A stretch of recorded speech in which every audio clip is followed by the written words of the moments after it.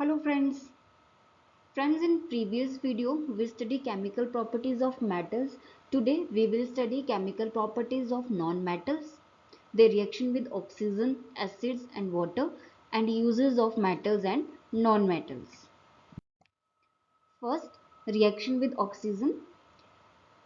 When non-metals react with oxygen, oxides are formed and these oxides are acidic और neutral in nature. Example, जब sulphur आपका oxygen के साथ react करेगा तो वो क्या फॉर्म कर देगा? Sulphur dioxide. वैसे ही आपका कोई और नॉन मेटल भी हो सकता है, और ये जो उसके ऑक्साइड्स बनते हैं ये जनरली क्या होते हैं? आपके एसिडिक और न्यूट्रल होते हैं नेचर में. Next, reaction with water and dilute acids. Friends, always remember that non-metals does not react with water and acids. Non-metals water और acid के साथ react नहीं करते हैं, ये याद रखना. Okay, but react with air. और जब ये एयर के साथ रिएक्ट करते हैं, इट मीन्स ये इतने रिएक्टिव होते हैं, इतने विगरसली, इतने जल्दी ये एयर के साथ रिएक्ट करते हैं कि हमें इन नॉन मेटल्स को वाटर में स्टोर करके रखने पड़ता है. इसीलिए आपके जो नॉन मेटल्स हैं वो वाटर और एसिड्स के साथ रिएक्ट नहीं करते हैं. आपका एक एग्जाम्पल हो सकता है फॉस्फोरस. वो इतना रिएक्टिव होता है कि it catches fire when expose to air and is stored in water. Now uses of metals. Metals आपको पता है कौन कौन से होते हैं? Iron, gold, zinc, aluminium, silver, ये सब आपके मेटल्स होते हैं. अब यूज कैसे होते हैं? यूजेस आपके जनरली जो है ना वो प्रॉपर्टीज पे डिपेंड करता है. जैसे आपके मेटल्स हैं वो शाइनी होते हैं, ठीक है, सोनरस आवाज आती है उनमें से, ठीक है, सॉलिड होते हैं, ठीक है. तो अब उसी प्रॉपर्टीज के ऊपर जो है आपके यूजेस बेस्ड होते हैं.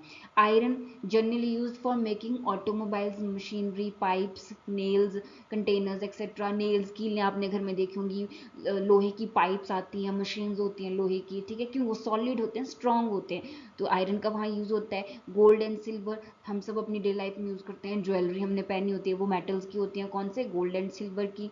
कॉपर आपका इलेक्ट्रिकल वायर्स, कुकिंग यूटेंशिल्स बनाने में यूज होता है.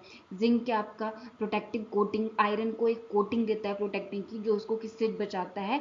क्रोजन से, रस्टिंग से बचाता है, ठीक है. और इस प्रोसेस को हम क्या बोलते हैं? गैल्वेनाइजेशन को. ये याद रखना कि जब हम आयरन को जिंक की कोटिंग दे देते हैं तो उस प्रोसेस को हम गैल्वेनाइजेशन बोलते हैं.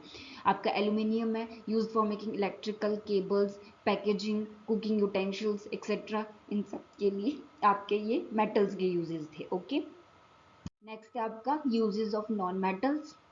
नॉन मेटल्स, इनके यूजेस भी इनकी प्रॉपर्टीज पे बेस्ड होंगे. मेनली जो आपके नॉन मेटल्स हैं वो आपके एसिड्स वगैरह बनाने में यूज होते हैं. आपका हाइड्रोजन है, ammonia, methyl alcohol, welding torches, इसमें यूज होता है.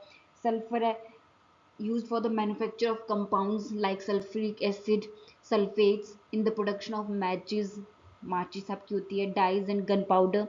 ग्रेफाइट है आपका, pencils, in zinc carbon batteries में ग्रेफाइट यूज होता है, and in brake leanings.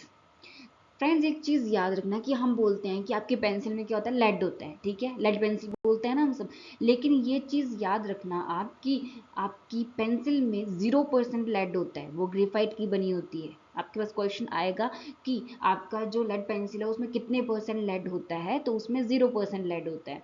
phosphorus used for making fireworks industries and for making special glasses used in sodium lamps. तो friends, ये थे हमारे मेटल्स नॉन मेटल्स के यूजेस. केमिकल प्रॉपर्टीज हमने metals की लास्ट वीडियो में पढ़ी थी, नॉन मेटल्स की हमने इस वीडियो में पढ़ी है. So friends, share, subscribe and press the bell icon, and मैं आगे और चैप्टर्स के ऊपर वीडियो लेकर आऊंगा. Thank you.